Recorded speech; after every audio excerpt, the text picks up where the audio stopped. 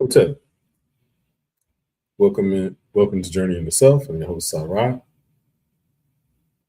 Today we're going to go over current events. There's a lot of things that have been happening since the last show. So we'll discuss current events, which include the Israel Iraq and the United States war. We'll also update on the Trump Epstein situation. And we will show how all those things are interconnected. But first, what I want to do is point out the significance of the times that we're living in and note what the significance of the times will compel us to do. We're in Western astrology, we're on the cusp of the Aquarian age, and the Aquarian age is the age of information. During the Aquarian age, information that had been previously hidden is now coming to light on all levels. So we see that unfolding in terms of history that had been hidden,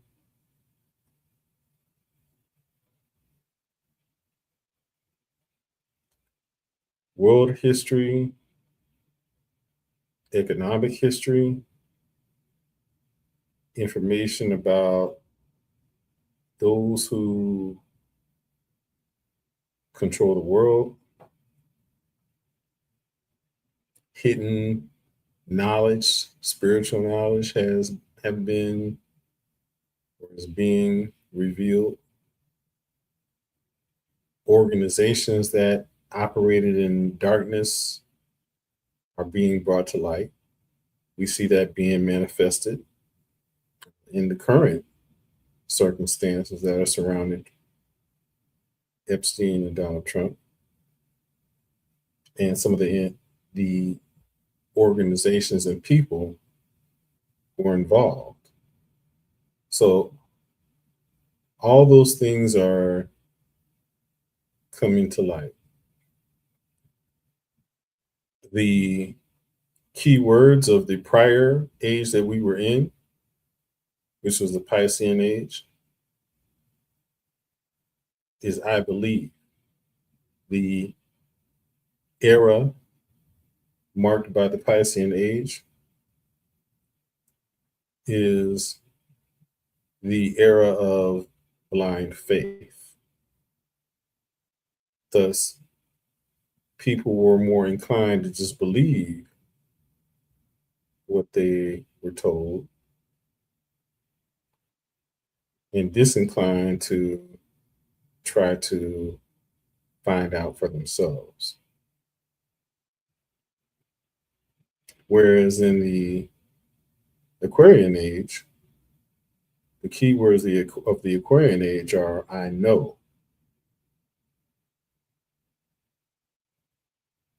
So people are then more inclined to do research and seek knowledge.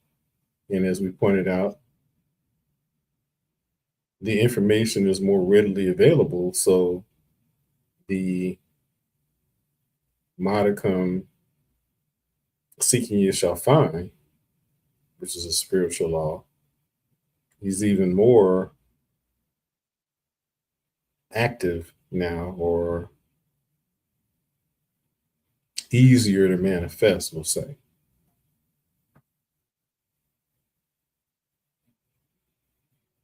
Now, as we're moving into that Aquarian age,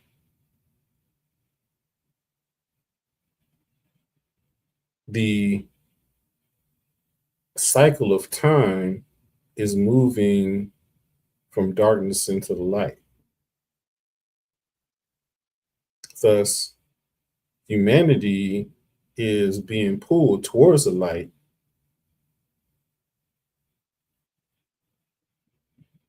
being drawn to doing things to move people forward on their spiritual path and to help to be able to ignite our ascension. However,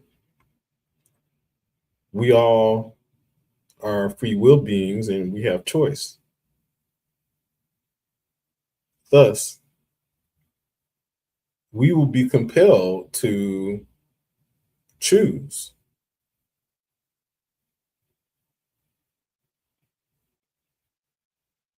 The choice will involve whether we want to seriously embark on the spiritual path of ascension, or if we want to delve deeply into ego, if you will, or whatever we felt to be the most compelling attachments that we have,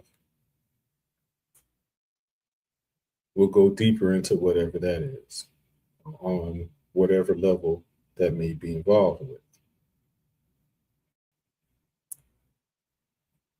And that'll be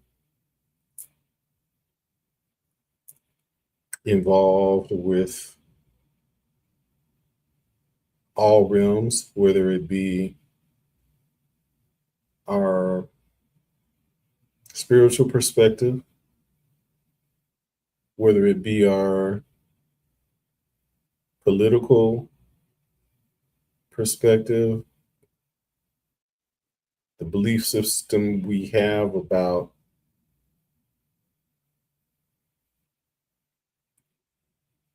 anything really.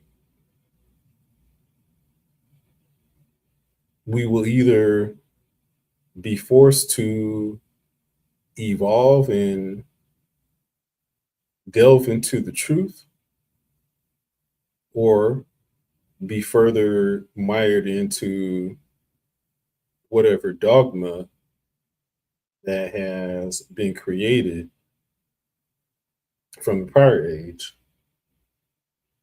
So, whatever beliefs that people were into, they will go more deeply into those, or they will choose to ascend and transcend those dogmas. So, essentially, what I'm saying is people will be compelled to make a choice. We won't be able to stay on the fence. And so, as a result of that, we see that being manifested in the increased level of polarity that is going on throughout the world.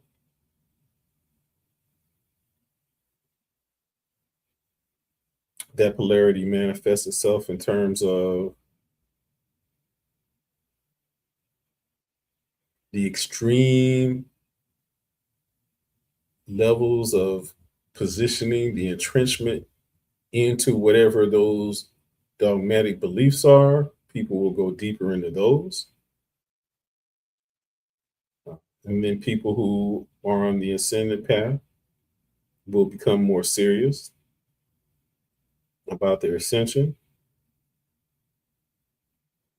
But if people are into dogmas, people who will be more extreme on their dogmas and beliefs, which will and has been manifesting itself in increased polarity, increased intensity of opposition. Yeah. So that's why we see on the political realm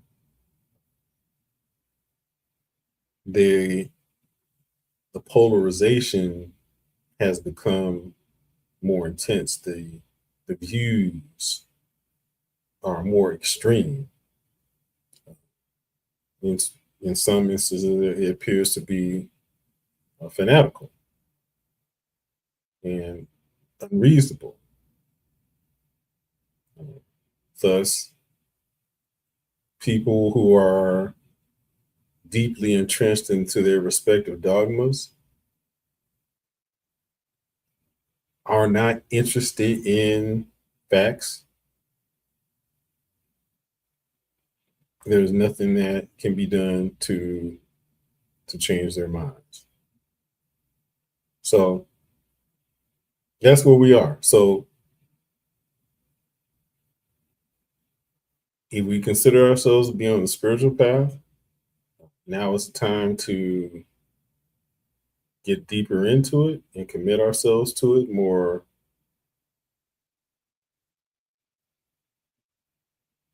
seriously, because those who are not will be committing themselves to whatever they're into more seriously. But again, we won't be able to stay on the fence. We will have to choose. So that's my brief sermon on the current times. And so now we will get into the current events. Needless to say, everyone is aware of the fact that the United States is under President Donald Trump has chosen to attack, illegally, by the way, Iraq in an alliance with Israel. And so then we ask, why? Certainly, we've learned a lesson that is not about their weaponry, weapons of mass destruction. We've heard that before, unless we have short memories. Um, and actually, um, in my titling of this, I was hearkening back to the Iraq War because the war that's currently going on is now involved with the United States and Iran. But it's not insignificant that I mistook the two because the same claim is being made about false claim made in particular. The same false claim is being made now about the justification for the war in Iran as it was for the war in Iraq, which was that Iraq supposedly had possessed weapons of mass destruction, a claim that we know now for a fact was false. And the same claim has been made that for justification that Iran similarly uh, has a program to develop weapons of mass destruction and they need to preempt it to prevent them from building so-called weapons of mass destruction or basically uh, nuclear armaments.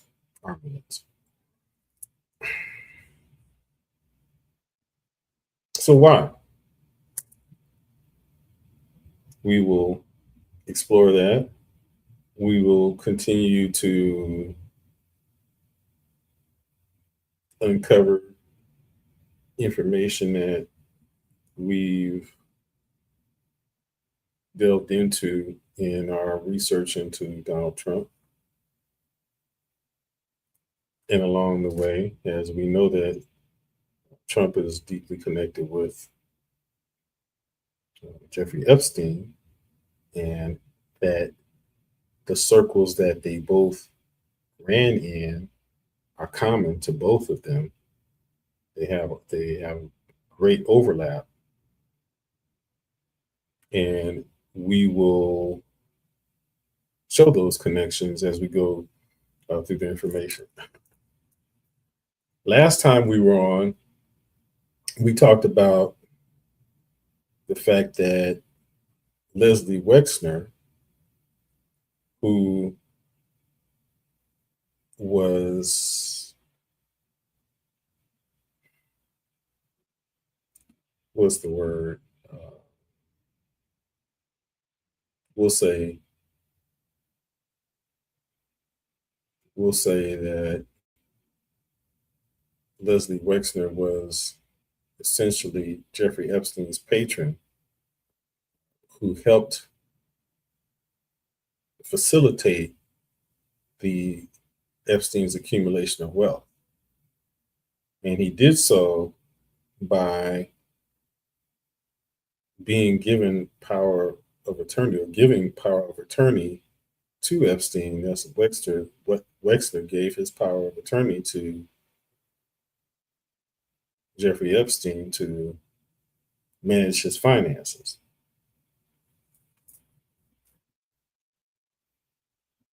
During his congressional testimony, Leslie Wexner was asked why he chose to empower Jeffrey Epstein with control over his wealth, particularly given that he wasn't a noteworthy financial manager. Financial manager. He was just really a lowly broker for, I think it was Drexel Burnham at the time. Drexel Burnham Lambert.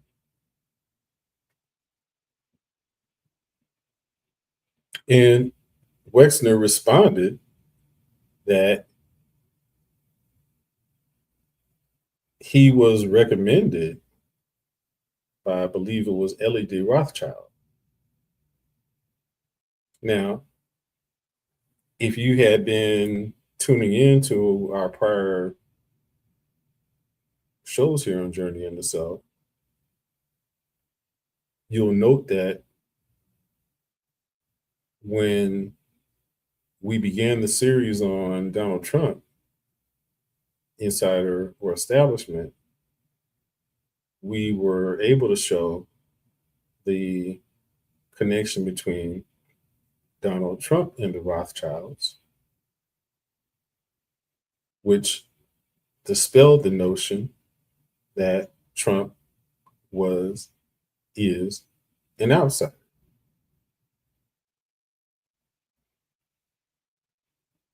We've also been able to demonstrate and show some connections between Jeffrey Epstein and the Rothschilds, which ended up culminating in that testimony that Leslie Wexner basically confirmed the connection between Epstein and the Rothschilds. Now, if we also go back into the Journey into Self archives, we pointed out how the Rothschild family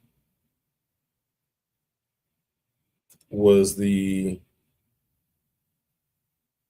primary financiers who facilitated the creation of the state of Israel in the first place. And it was Lord Rothschild's letter to Lord Balfour of the British government that created the Balfour Agreement that facilitated and paved the way for the creation of the state of Israel and gave the Jews the right to begin to migrate to then Palestine and settle there. And we talked about the fact that both Lord Balfour and Lord Rothschild were both members of the Rosa Rothschild Secret Society, otherwise known as the Round Table Group, which Brother Steve Coakley spent much time documenting and discussing. And if you're not familiar, I would highly encourage you to go to Brother Hannibal's YouTube page and go through his collection of Steve Coakley videos, where you may come upon Brother Steve's analysis of those secret society connections. But I'm just giving a short synopsis here to lay the groundwork for the information that we're going to go over tonight. Okay, so let me bring this information forward.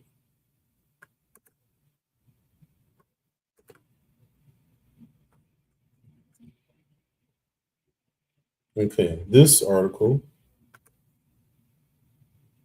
comes from the New Republic, published on March 2nd of this year.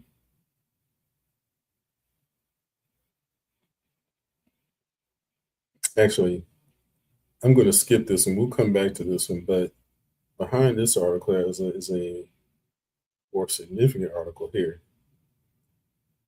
So this was published as well on March 2nd of this year, and it's titled, "Let's Just Do It, How Netanyahu Convinced Trump to Bomb Iran." There's a real reason Donald Trump went to war with Iran. It says, in contrast to President Donald Trump's vacillating rationale, it appears that the United States did not go to war with Iran to wipe out its non-existent nuclear program, respond to a nonsensical threat to American elections, or implement a poorly conceived regime change. We did it because Israel asked us to. In retracing Trump's unilateral and illegal decision to go to war, it is clear that Israeli Prime Minister Benjamin Netanyahu spent months lobbying the White House, and Trump's aides did little to dissuade the president from joining in on the attack, as the New York Times reported on Monday. Netanyahu knows a lot about illegal wars. The Israeli military's American-backed genocide in Gaza has claimed the lives of more than 70,000 Palestinians. Now, the two superpowers have launched a new campaign that has already killed more than 550 people in Iran, including dozens of school-aged girls. Discussion about a military strike on Iran began in December when Netanyahu visited the president's residence in Mar-a-Lago. Netanyahu asked Trump's permission to launch strikes on Iran's missile sites in the coming months. I would suggest that Netanyahu was not asking permission.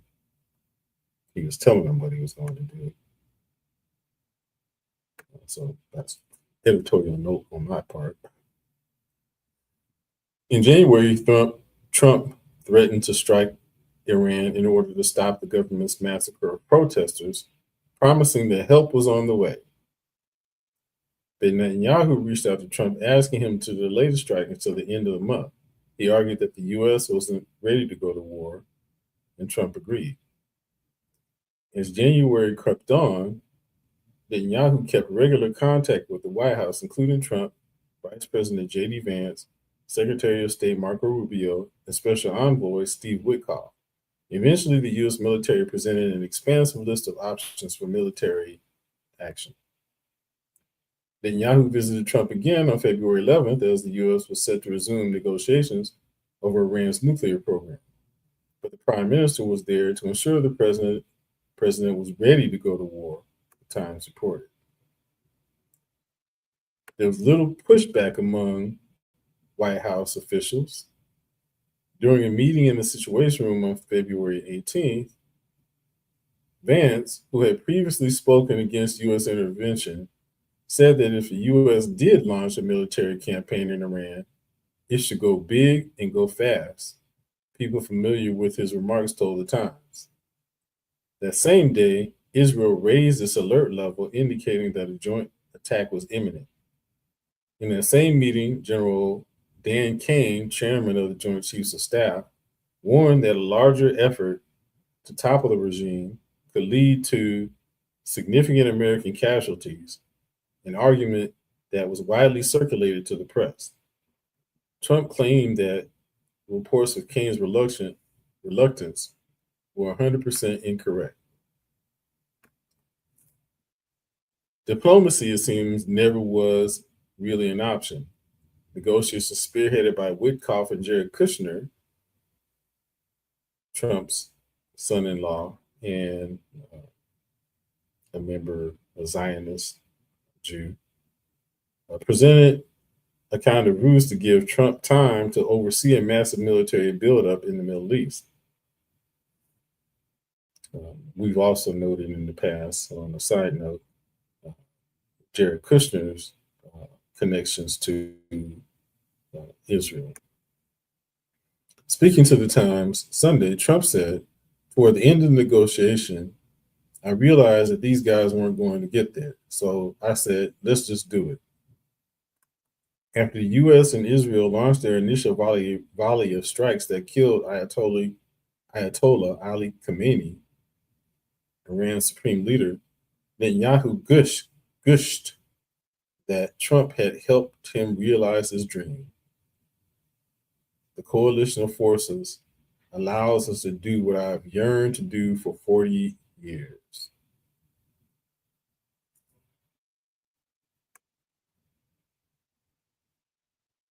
Essentially, what he's saying is that Trump was doing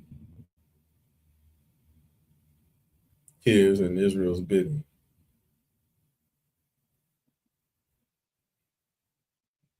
Okay. So that provides some insight into the war, and again supports what we were saying in terms of the fact that Trump is not an outsider. Trump has no intention of draining the swamp, because he's deeply mired in the swamp and is controlled by those who created the swamp, if you will.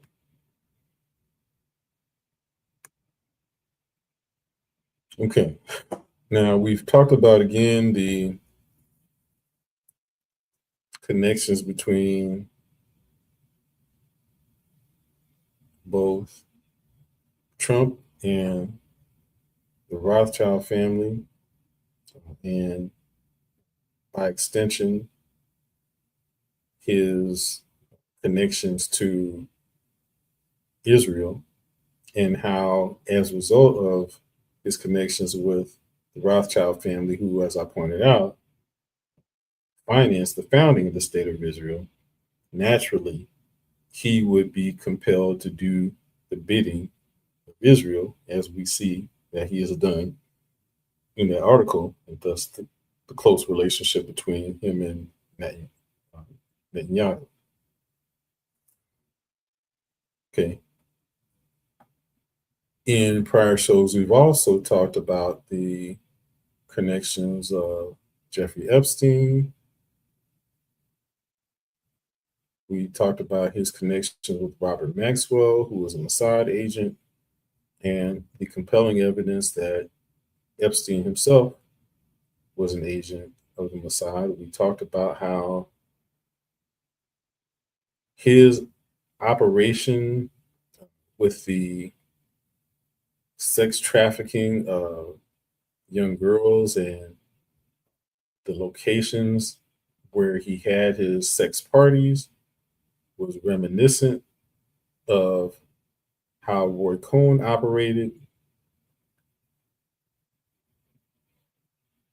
in that one, they had them, two, they involved underage, in Roy Cohn's case, underage boys,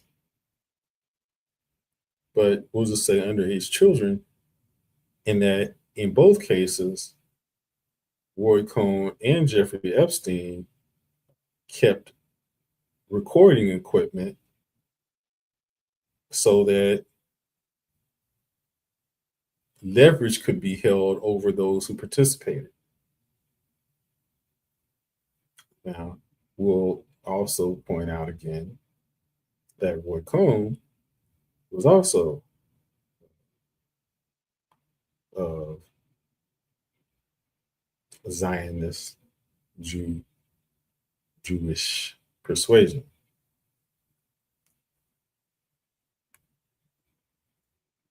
And we well know that at all the locations where Jeffrey Epstein operated, that he similarly kept recording equipment, video and audio recording equipment, as well as files on the key individuals that he associated with, to gain leverage over them. And it's no coincidence that these people were powerful, which helped to facilitate their ability to be able to be controlled on behalf of the Israeli government. Okay, so we'll go to this next article here in the New Republic, on the same date, March 2nd. It says Trump's first administration shut down an investigation into Epstein. The state of New Mexico at the time was investigating Jeffrey Epstein's ranch there, but then the Department of Justice intervened, just as they are intervening now in blocking investigation into Epstein. The state of New Mexico attempted to investigate Jeffrey Epstein's state residence in 2019. Then the Trump administration got involved. Epstein's Zorro Ranch, located roughly 30 miles south of Santa Fe in the high desert, was rumored to be a hotbed of illicit activity. Some of the notorious child sex offenders' victims, including Virginia Giuffre, claimed that they were trafficked at the New Mexico estate, and emails issued by ranch staffers alleged that at least two girls were killed and buried under the building by Epstein's order. According to documents made public by the Justice Department via the Epstein files, Epstein even contemplated turning the estate, which he purchased in 1993, into a headquarters for genetic engineering experiments. Wow.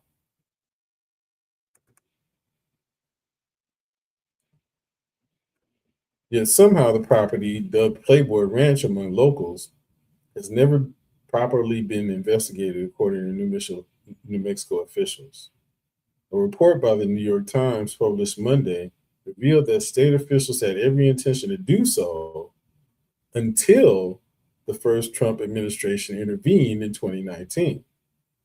The government ordered New Mexico to turn over its probe to federal prosecutors, but then they closed the case, according to recently unsealed records obtained by the Times.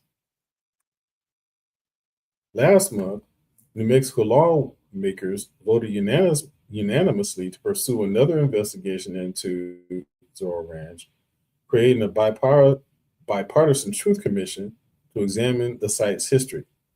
New Mexico Attorney General Raul Torres also ordered his office to reopen the criminal investigation into Zorro Ranch, demanding immediate acts intermediate excuse me demanding immediate access to the complete unredacted federal case.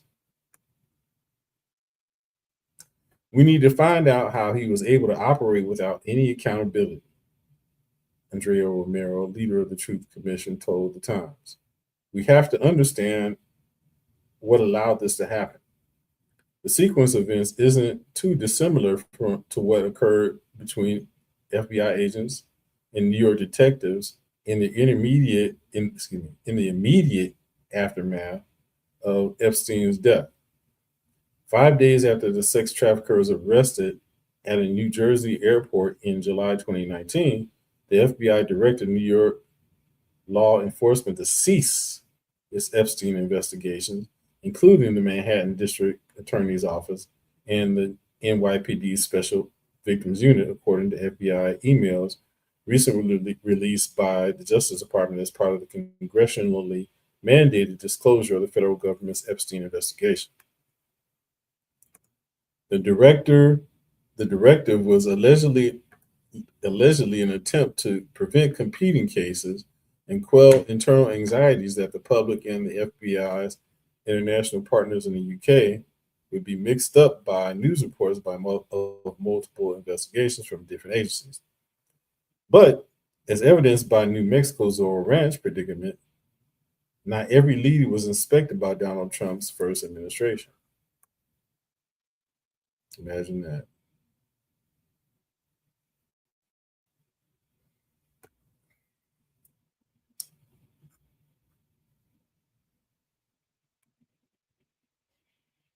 Okay, so perhaps we will go into the reasons why there might be, why they are avoiding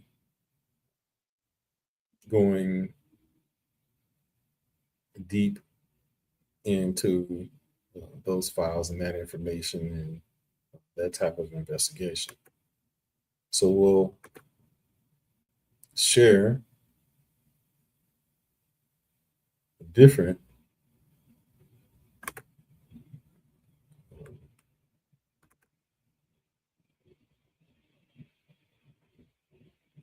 article.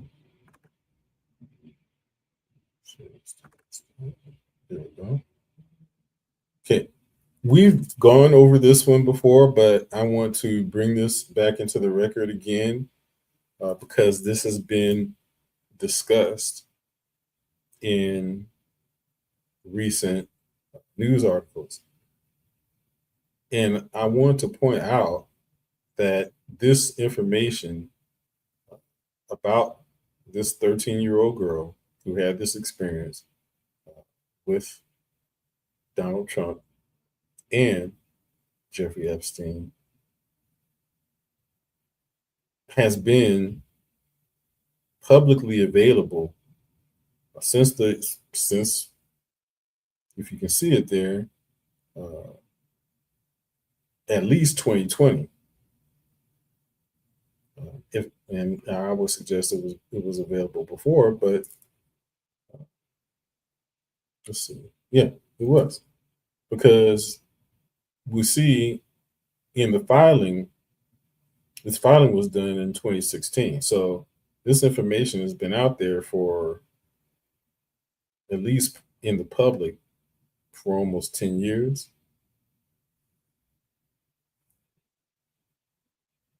So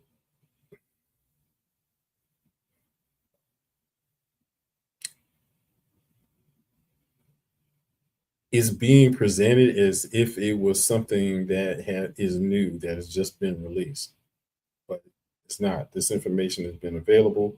People overlooked it intentionally, and they did so to facilitate Trump's first election, because certainly there were a significant number of allegations about sexual abuse about Trump before he was elected the first time. But there was a significant cover up of that information back then, and which continues. But, as I pointed out, we are in the information age, and information will come out. and there's nothing that can be done to stop that. Okay, so we see here that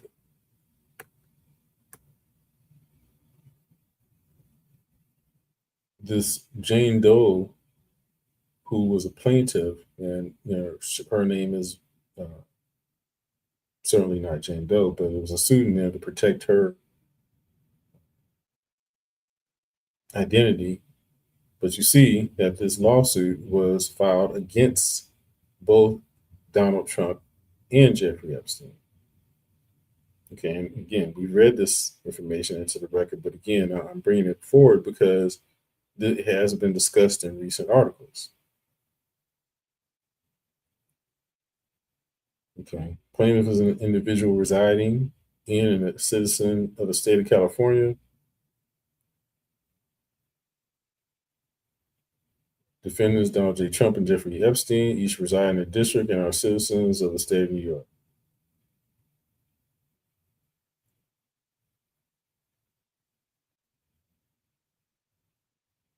Okay, here is the allegation: rape, sexual misconduct, criminal sexual acts, sexual abuse, forcible touching, assault, battery, intentional and reckless infliction of emotional distress, duress, and false imprisonment. Plaintiff was subject to acts of rape, sexual misconduct, criminal sexual acts, sexual abuse, forcible touching, assault, battery, intentional and reckless infliction of emotional duress, false imprisonment, and threats of death and or serious bodily injury by the defendants, Donald J. Trump and Jeffrey Epstein, that took place at several parties during the summer months of 1994. The parties were held by defendant Epstein at a New York City residence that was being used by defendant Epstein at 9 East 71st Street in Manhattan. During this period, plaintiff was a minor of age 13. Okay, so again, if you pay attention and have read some of the more recent articles, you'll read about an allegation, and I think it was Congressman Ted Lieu has brought this up in his questioning of Attorney General Pam Bondi.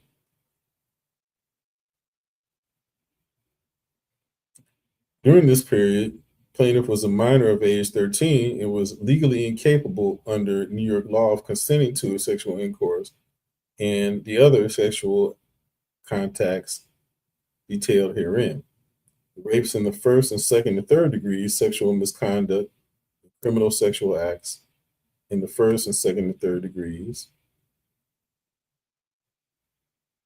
sexual abuse in the first, second, and third degrees, and forcible touching, and on information, belief, predatory sexual assault detailed herein are unlawful under New York law and constitute the torts of inter alia, assault, battery, false imprisonment, and intentional or reckless infliction of multiple distress, emotional distress, including threats of force and serious bodily harm under New York law.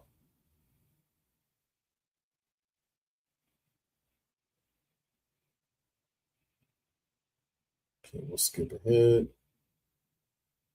Plaintiff was enticed by promises of money and a modeling career to attend a series of parties with other similarly situated minor females held at a New York City residence that was being used by defendant Jeffrey Epstein. Of note, uh, the modus operandi of Epstein and Donald Trump and other people who were involved in the same type of activity, their modus operandi was recruiting these young girls under the auspices of helping to facilitate them having a modeling career. And we talked about the connection between Donald Trump and modeling agencies as well as Epstein's connections with these modeling agencies. And it was through one of these modeling agencies that Epstein introduced Melania then Melania announced to Donald Trump. Okay, plaintiff was enticed by promises of money and a modeling career to attend a series of parties where other similarly situated minor females held at a New York City residence that was being used by defendant Jeffrey Epstein. At least four of the parties were attended by defendant Trump. On information and belief by this time in 1994, defendant Trump had known defendant Epstein for 7 years and knew that the plaintiff was then just 13 years old. Defendant initiated sexual contact with plaintiff at four different parties. On the fourth and final sexual encounter with defendant Trump, defendant Trump tied plaintiff to a bed, exposed himself to plaintiff, and then proceeded to forcibly rape plaintiff. During the course of this savage sexual attack, plaintiff loudly pleaded with Donald Trump to stop, but with no effect. Defendant Trump responded to plaintiff's pleas by violently striking plaintiff in the face with his open hand and screaming that he would do whatever he wanted. Immediately following this rape, defendant Trump threatened the plaintiff that were she ever to reveal any of the details of the sexual and physical abuse of her by defendant Trump, plaintiff and her family would be physically harmed, if not killed. Defendant Epstein had sexual contact with plaintiff at two of the parties. The second sexual encounter with defendant Epstein took place after plaintiff had been raped by Donald Trump. Defendant Epstein forced himself upon plaintiff and proceeded to rape her anally and vaginally despite her pleas to stop. Defendant Epstein then attempted to strike plaintiff about the head with his closed fist, while he angrily screamed at plaintiff that he, defendant Epstein, rather than defendant Trump, should have been the one who took plaintiff's virginity, before plaintiff finally managed to break away from defendant Epstein. Sick.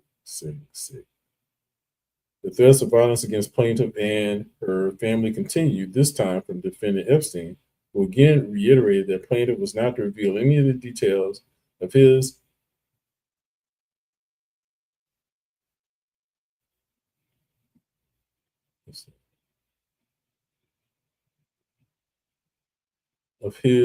sexual and physical abuse of her, or else specifically, plaintiff and her family would be seriously physically harmed, if not killed.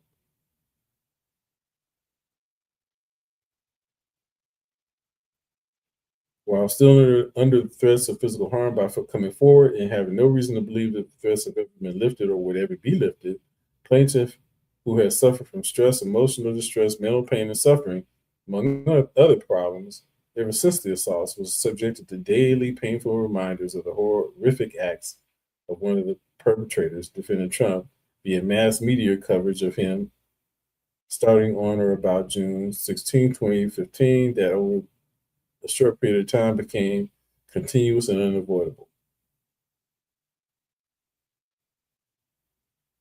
Okay, so we'll leave it there. So again, I wanted to read that into the record because that has come up in recent articles and has come up in discussions and in the questioning of Attorney General Pam Bondi during her depositions to Congress. Okay, so we're going to move to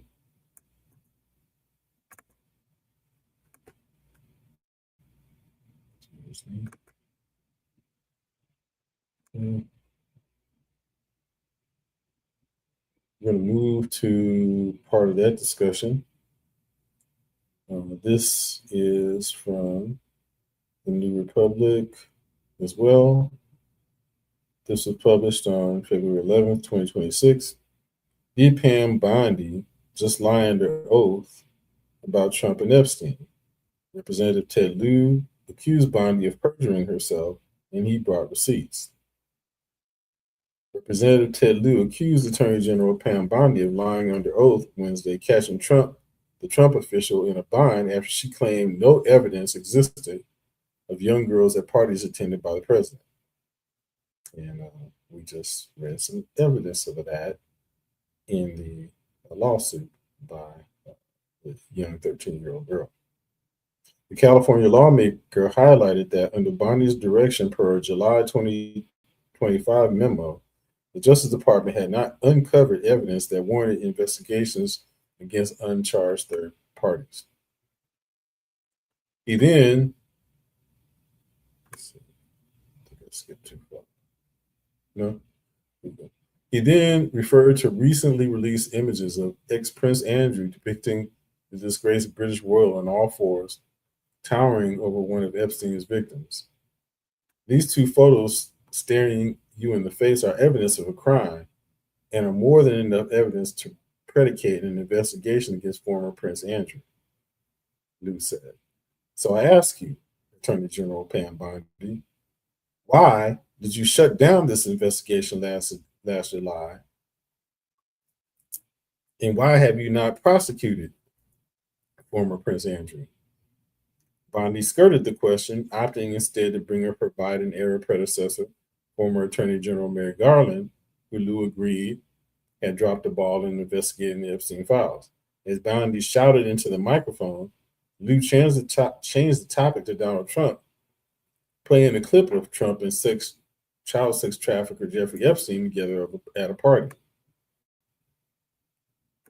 Like former Prince Andrew, Donald Trump attended various parties with Jeffrey Epstein, Liu said. I want to know, were there any underage girls at that party, or any party with Jeffrey Epstein? But Bondi was speechless, shaking her head. Eventually she spoke. This is so ridiculous, and that they're trying to deflect from all the great things Donald Trump has done. There is no evidence that Donald Trump has committed a crime. Everyone knows that. Sister raising her voice about how Trump has led the most transparent administration to date. Liu's next move put Bondi in check. I'm going to put up another document from a witness who called the FBI's National Threat Operations Center because I believe you just lied under oath, Liu said. Don't you ever accuse me of a crime, Bondi snapped. It's all on videotape. You said there's no evidence of a crime. I'm showing you a witness statement who called in to the FBI, Liu said, citing the testimony of a limo driver who allegedly overheard Trump in 1995 telling someone named Jeffrey on his cell phone about abusing some girl. That same driver told the FBI that he knew a woman who claimed to be abused by Epstein, though she later had her head blown off in an instance that investigating police said could not have been a suicide. No one at the Department of Justice interviewed this witness. You need to interview this witness immediately, Liu said. Let's see if we can watch this video. I love this. I want to discuss another man, Donald Trump, who is all over the Epstein files, like former Prince. Here's the video.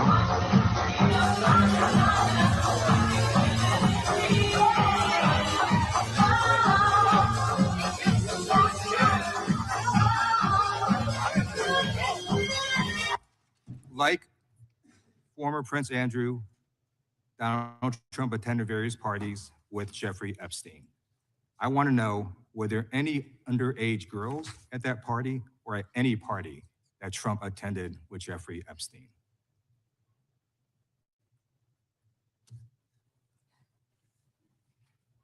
This is so ridiculous, and that they are trying to deflect from all the great things Donald Trump has done. There is no evidence that Donald Trump has committed a crime. Everyone knows that. This has been the most transparent presidency. He's the one that asked that those files. I'm reclaiming my time. I got your answer. You said there's no evidence. Trump asked Mr. Chairman, please stop the clock. Please stop the clock. The legislation. This is Time belongs to the gentleman from California. Okay. I'm going to put up another document from a witness who called the FBI's National Threat Operations Center, because I believe you just lied under oath.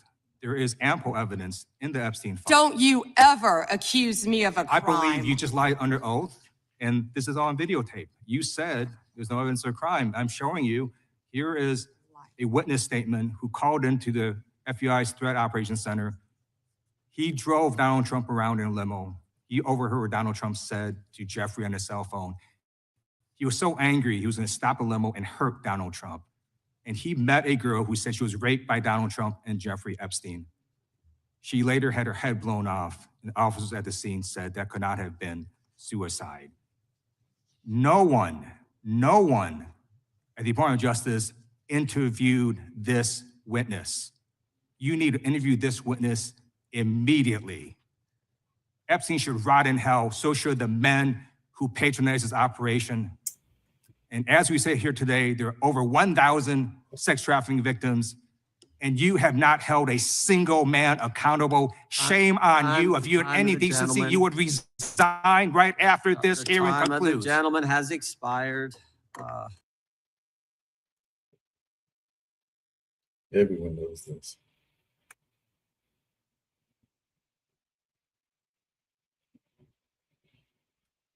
It says, after this exchange, Bondi turned to the massive white binder in front of her, picked up a page, and accused Lou of focusing on the Epstein files in order to deflect from crime in his district.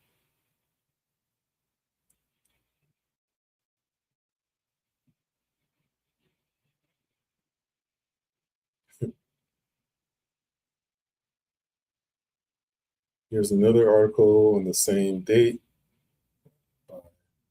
Piece Rashid from the same article, same newspaper. Pam Bondi falls apart at the seams after tough Epstein question. The Attorney General bizarrely begins citing stock market numbers in a desperate bid to avoid questions on the Epstein files. Attorney General Pam Bondi crashed out during a hearing with the White House, or excuse me, with the House Judiciary Committee Wednesday, and began ranting about how great the stock market is doing in order to try and deflect questions over whether she was investigating any of the convicted sex offender Jeffrey Epstein's potential co-conspirators. Democratic Representative Jerry Nadler referenced concrete evidence of disgusting criminality revealed in the Epstein files and asked Bondi point blank, how many of Epstein's co-conspirators have you indicted? How many perpetrators are you even investigating? Bondi tried to avoid the question, after which Nadler asked again how many of Epstein's co-conspirators Bondi had indicted. This angered Bondi, who started shouting over Nadler, saying, I am going to answer the question the way I want to answer the question. Representative Jamie Raskin, the ranking Democrat on the House Judiciary Committee, then tried to head off Bondi's attempt to drown out Nadler. Nadler pointed out that the number was 0, which Bondi didn't acknowledge. Then Bondi brought up the performance of the Dow Jones and NASDAQ indexes. The Dow was over $50,000. I don't know why you're laughing, Bondi said angrily, as some members of the committee clearly saw through her attempt to distract. You're a great stock trader, as I hear, Raskin. The S&P at almost 7,000, NASDAQ smashing records. Americans' 401ks and retirement savings are booming. That's what we should be talking about. We should be talking about making Americans safe, Bondi said. But then she was heckled. What does the Dow have to do with anything? That's what they just asked. Are you kidding? And hopefully here we'll see this exchange. The Dow is over 50,000 right now. The S&P at almost 7,000. And the NASDAQ smashing records. Americans' 401ks and retirement savings are booming. That's what we should be talking about. We should be talking about making Americans safe.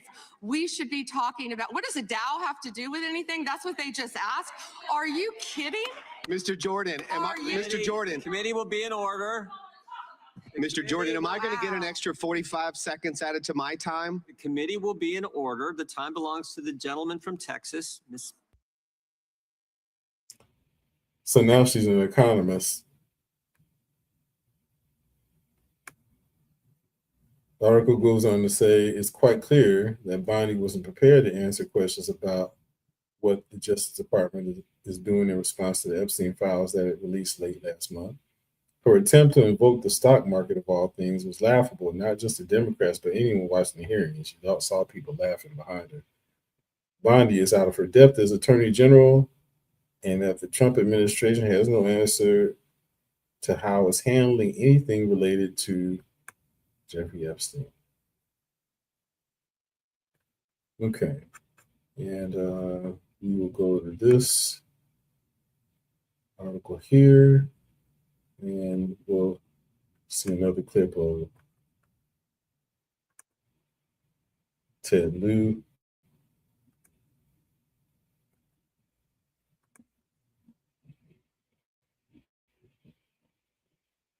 This March, get in the game at Saboba Casino Resort when you play Big Shot Madness. Win your share of $625,800 in prizes. You could win a brand new 2026 Chevrolet Suburban. Saboba Casino Resort. So why are Republicans so interested in Bill and Hillary Clinton? It's because they're trying to distract from the fact that Donald Trump is in the Epstein files thousands and thousands of times. In those files, there's highly disturbing allegations of Donald Trump raping children, of Donald Trump threatening to kill children.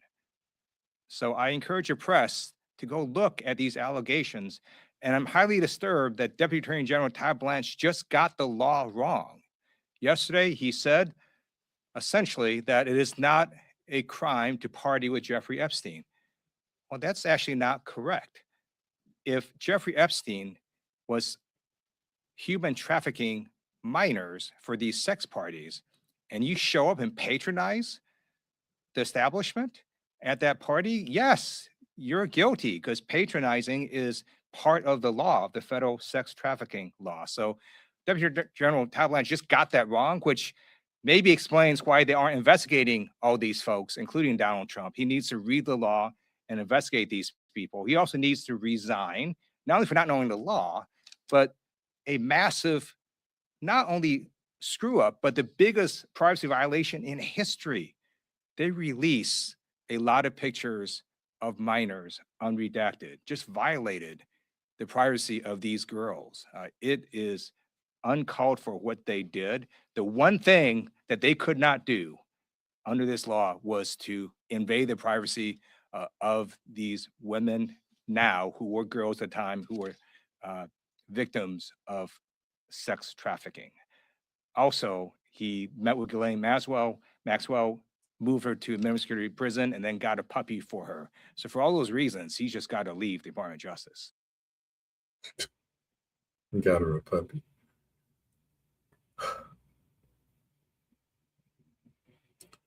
Okay, so I will make the point that, of course, Lieu made the allegation that Republicans were trying to deflect from the investigation into Epstein by questioning Bill and Hillary Clinton, which of course is not accurate because they were involved as well. So this is not a partisan issue because people of both political parties did attend Epstein parties and were associates of Epstein. And in fact, when Trump first became associated with Epstein, Trump at the time was a Democrat himself and hung out with the Clintons. So, suggest that there's this questioning of the Clintons is inappropriate and as a deflection is not an accurate assessment at all, because they all hung together. They all ran in the same circles. It's not about politics.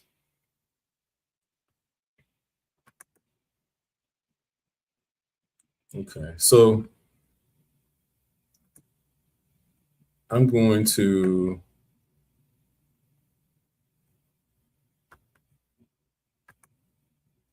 I've been accumulating a significant number of articles.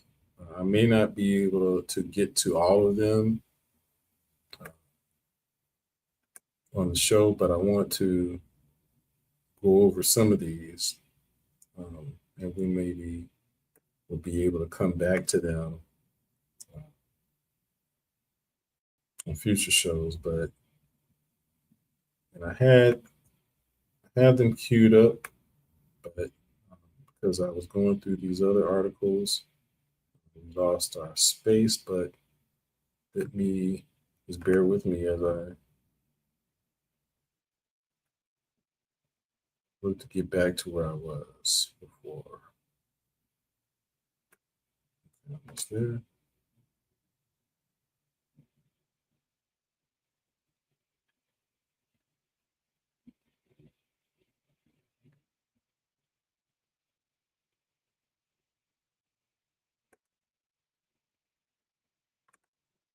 Okay, let me bring this one.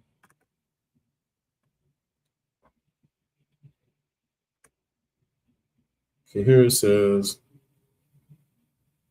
Israeli minister's daughter alleges ritualistic sexual abuse by parents and brother. Israeli media barred from reporting. The daughter of settlement minister Orit Struk claims she was sexually abused as a child by family members, but Israeli media are restricted from publishing details. And we've discussed who controls the media, so this is not a surprise. The daughter of Israeli settlement minister Orit Struk claims she was sexually abused as a child by family members. Israeli media are restricted from publishing details. Now, the significance of this is it basically established that this is a common phenomenon amongst a certain community. For the first time in recent Israeli political life, a senior government figure has been linked to extremely serious allegations from within her own family.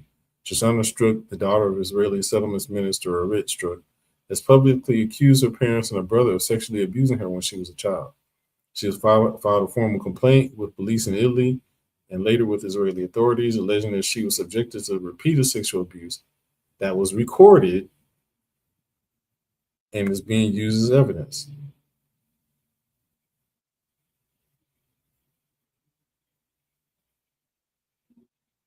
The case has been the subject of a court-issued gag order in Israel. This means local media are barred from reporting the full details of the allegations against the minister, limiting public coverage. Shoshana Struk narrated details of abuse. On April 25th, 2025, reports show that Shoshana told police she was sexually abused as a child by both of my parents and one of my brothers, according to police document summaries released outside of Israel, and cited in international reporting. She said the assaults were filmed by her family and that she was left with overwhelming memories that she could no longer bear in silence. In a video she shared on social media, Shoshana says she filed a police complaint in Italy, where she had traveled seeking relief from the trauma and protection from what she described as threats linked to her family. After a long period of doubt, extreme emotional states, and a lot of guilt, I wanted to share that I experienced sexual abuse by both of my parents and one of my brothers. She explained that after years of extreme emotional states and a lot of guilt, she decided to speak out. She is hoping that legal action will help her heal and bring justice. It is noteworthy that her comments are very similar to the 13-year-old girl in her complaint against Donald Trump and Epstein. The complaint was subsequently also submitted to Israeli police, where it is being reviewed by the Lahav 433 unit and Anti-Corruption and Serious Crime Division. Court order gag is in place, meaning Israeli news outlets cannot publish the details of the allegations or even confirm they relate to Struk, a rare and restrictive legal measure. Who is Orit Struk and why this matters? Orit Struk is a well-known Israeli politician. She is a minister. She's the minister of settlements and national missions and belongs to a far-right party that supports building more settlements in the occupied West Bank, which means she's a Zionist. She famously said there's no such thing as a Palestinian people in February 2023, which of course connects us to the current conflict in Palestine. Her politics have often caused controversy, especially her strong support for settlements and tough statements about security. The recent allegations are unusual because they involve a current government minister. A gag order means Israeli media cannot report the details, so most verified news comes from outlets abroad. In the past, her family was in the spotlight when her son Zviki Strzok was convicted in 2007 for kidnapping and torturing a Palestinian boy. Wow.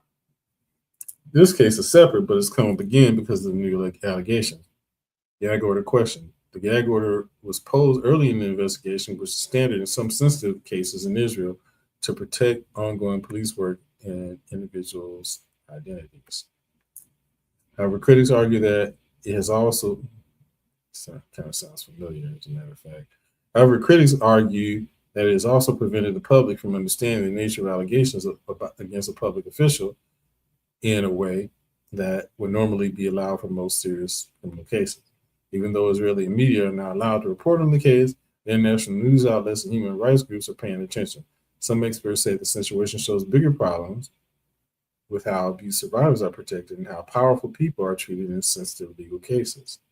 Looking at what's really at stake in the case, Strzok said in a statement, "This story is not only mine, it's a story of hundreds, if not thousands, of survivors in Israel who live in fear for their lives and view my case as a test case.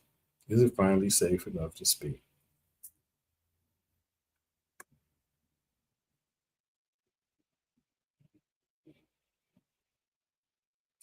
And there's another article written by Resistance Media.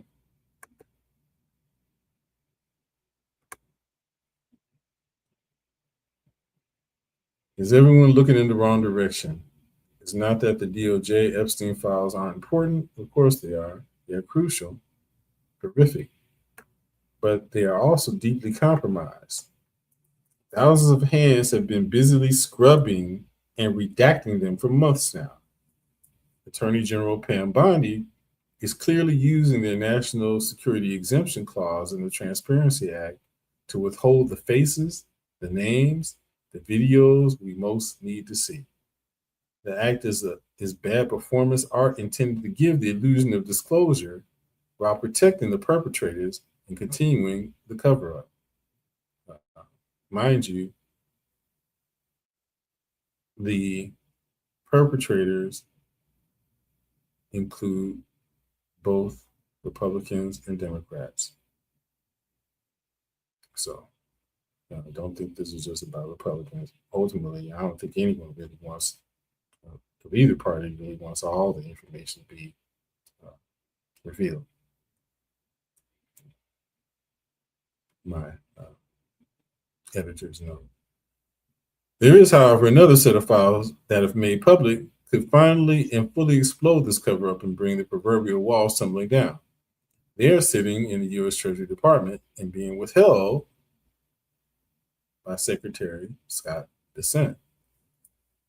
This is where the fight must go. These files can take us to the very core of this ongoing criminal enterprise. When we are able to see how much money was involved, where it came from, how it was moved, who received it, and how it was used, the deeper layers of the onion can be peeled back, and accountability and justice can truly be pursued. The real heroes of the story are the courageous survivors who, for decades, have refused to be bought off, intimidated and silenced. They are facing a sophisticated and interlocking attack by some of the most powerful men and institutions in the world. If Bessent is yet another villain, there is another unsung hero, Senator Ron Wyden of Oregon, ranking member of the Senate Finance Committee, that has been investigating Epstein finances since 2022. The Finance Committee has jurisdiction over tax revenue, IRS oversight, and many aspects of financial regulation, which is why he is using it to follow the money in Epstein's banking and tax affairs.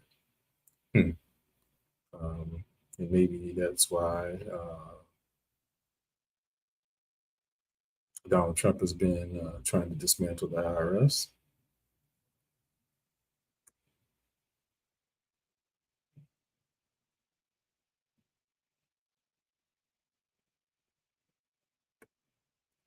In September 2025, White introduced the Produce Epstein Treasury Records Act, PETRA, in Congress. Survivors, press freedom, and transparency advocates have come forward in support of the bill, but it has not made it out of the Finance Committee. America is wrestling with what will, without question, be the largest and most far-reaching national scandal in its almost 250-year history. The number of people prosecuted to date: 1. Ghislaine Maxwell.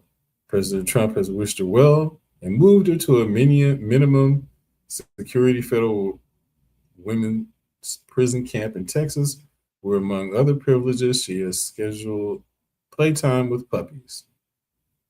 Epstein, the only other person facing prosecution, died, allegedly, before facing trial. 1. An operation of massive size and scope. What we have learned from the carefully manipulated and intentionally fragmented files the DOJ has chosen to release is that this criminal enterprise has operated for decades, is international in scope and reach, and clearly included a wide range of individuals, organizations, agencies, and governments. In a July 2025 FBI report, the Department of Justice stated that there were dozens of victims, as had been reported previously, but revealed they found over 1,000 victims. Banks must file a suspicious activity report when they know, suspect, or have reason to suspect that a transaction involves criminal proceeds, is designed to evade reporting rules, lacks a lawful business purpose, or uses the bank to facilitate crime. In the United States, the SARs generally do within 30 days of detecting suspicious activities.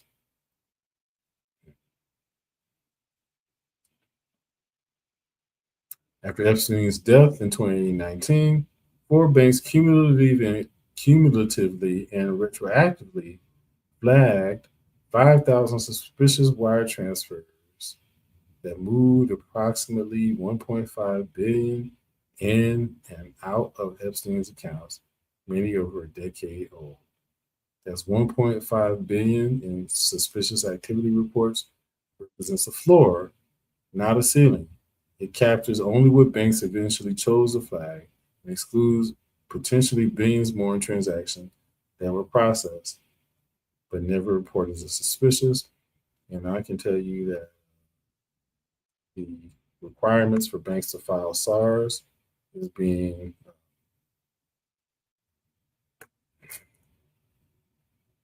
amended to be much more liberal. In that, I mean, the criteria for banks to file suspicious activity reports is being changed in such a way that banks won't be required to do so as much, which will allow more suspicious activity to occur, in my opinion.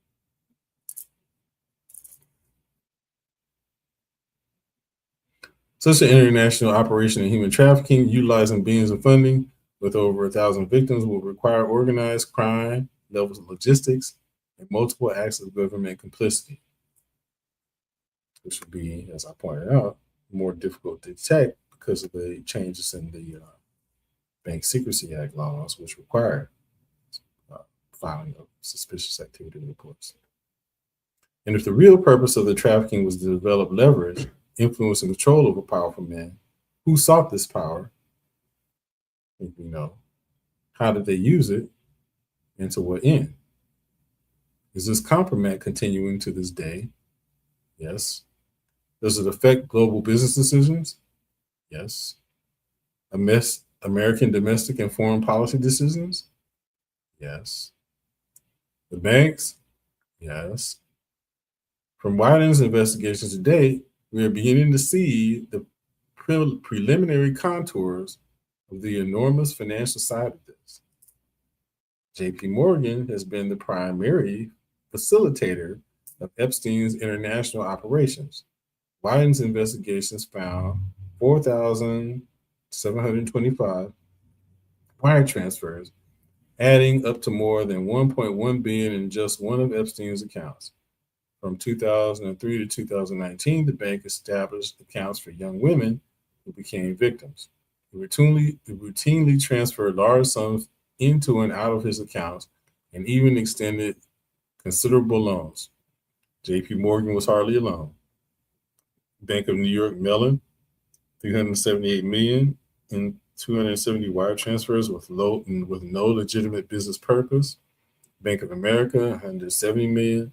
Deutsche Bank itself, an ongoing criminal enterprise and long renowned as a laundromat for Russian oligarchs and Russian organized crime money, processed Epstein payments to Russian models.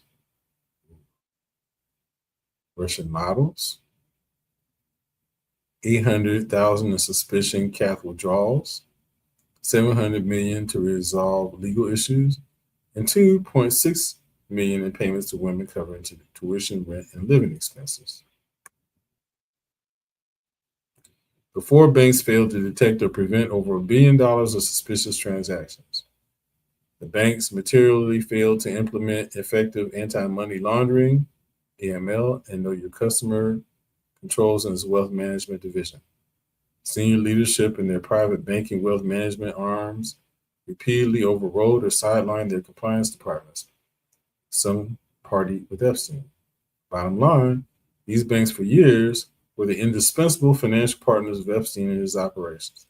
And then there are the three Russian banks that Wyden has flagged so far. Suburbank, Russia's largest bank, state-owned. Alpha Bank, Russia's largest private bank owned by oligarchs close to Putin. And a third, an identified bank. Wyden has discovered hundreds of millions of Russian bank transactions by Epstein accounts, specifically associated with sex trafficking activities. These transactions included names of specific women and or girls, corresponding bank account numbers in Russia used to process payments, and details on Epstein associates who had signatory authority over Epstein's accounts. The investigation found that many of the women and girls Epstein targeted came from Russia, Belarus, Turkey, and Turkmenistan. Several of these Russian banks are now under U.S. sanctions. These banks have deep connections to Russian organized crime. Human trafficking is traditionally a significant activity and source of revenue for these criminal organizations. The two identified are owned or controlled by the Russian state under the ultimate direction of Putin. Intelligence links. Intelligence connections and networks are notoriously difficult to verify. Access to the files being held in Treasury could change that. Overwhelming circumstantial evidence points to possible multiple connections. In July 2025, DOJ FBI memorandum states that searches of Epstein's property and devices yielded more than 300 gigabytes of data and physical evidence. That data includes documents, videos, photographs, and audio recordings stored in the FBI's Sentinel case system, plus material on 40 plus electronic devices, storage drives, 70 plus CDs, and 6 recording devices seized from his residences and offices. According to an anonymous intelligence source, island bristling with technology, world's largest honey trap operation. In the last DOJ tranche of files, Putin is mentioned. This hasn't been brought to light. I'll repeat that again. In the last DOJ tranche of files, Putin is mentioned 1,000 times. Putin is mentioned 1,000 times, and Moscow 10,000 times. It is well established that Ghislaine Maxwell's father, Robert Maxwell, was a Mossad asset and may very well have had relationships with other intelligence agencies, including the KGB and the CIA. Epstein's close and ongoing relationship with former Israeli Prime Minister Ehud Barak suggests possible Mossad connections. If Epstein had a multi-directional intelligence operation supplying Israel and or Russia with compromise, it would be malpractice if the CIA also wasn't at least aware of what was going on. According to the Daily Beast, U.S. Attorney Alexander Acosta, who gave Epstein the 2008 sweetheart deal, told interviewers on the Trump transition team, "I was told Epstein belonged to intelligence and to leave it alone." The Petra bill. Wyden told the New York Times in July 2025, "This horrific sex trafficking operation cost Epstein a lot of money, and he had to get that money from somewhere." As 2746, the produced Epstein Treasury Records Act, Petra, is currently stalled in the Senate Finance Committee and has not advanced beyond its initial referral. It has not received a committee markup, floor vote, or companion Senate action beyond introduction as of September 2025. The bill will require the Treasury Department to deliver to key Senate committees all suspicious activity reports and related information involving Jeffrey Epstein, his associates, and entities that transacted with him, within strict deadlines, along with a summary report on any related investigations or enforcement actions. Specifically, the bill directs the Secretary of the Treasury to provide physical copies of all suspicious activity reports related to Jeffrey Epstein, his co-conspirators, and any third parties or entities that conducted transactions with Epstein or entities he owned or controlled. Requires that these records be delivered within 30 days of enactment to the Senate Committee on Finance and Senate Committee on Banking, Housing, and Urban Affairs. Defines the covered individuals to include Epstein, Ghislaine Maxwell, named co-conspirators such as Darren Endike and Richard Kahn, and other associates, as well as a set of named financial institutions and Epstein-linked entities, trusts, and LLCs. Mandates that Treasury supply a list of all financial institutions that file suspicious activity reports and a list of all individuals and entities identified in those reports. Requires Treasury to provide aggregated information on the total dollar of transactions reported, broken down by financial institution. Instructs the Secretary to submit within 60 days of enactment a detailed report on any investigations by the Treasury, including FinCEN or other relevant officers, into possible violations of financial laws related to the accounts and transactions identified. Wyden. My follow the money investigation into Epstein's network that began in 2022 will continue regardless of how the Department of Justice proceeds. There was another massive Epstein file in the possession of the Treasury Department containing thousands and thousands of his bank records, and that file must be released too.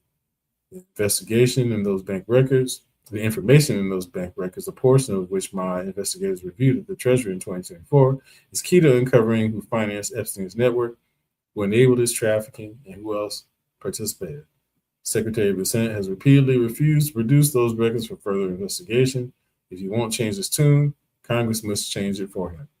Let's advance the bill. The president heated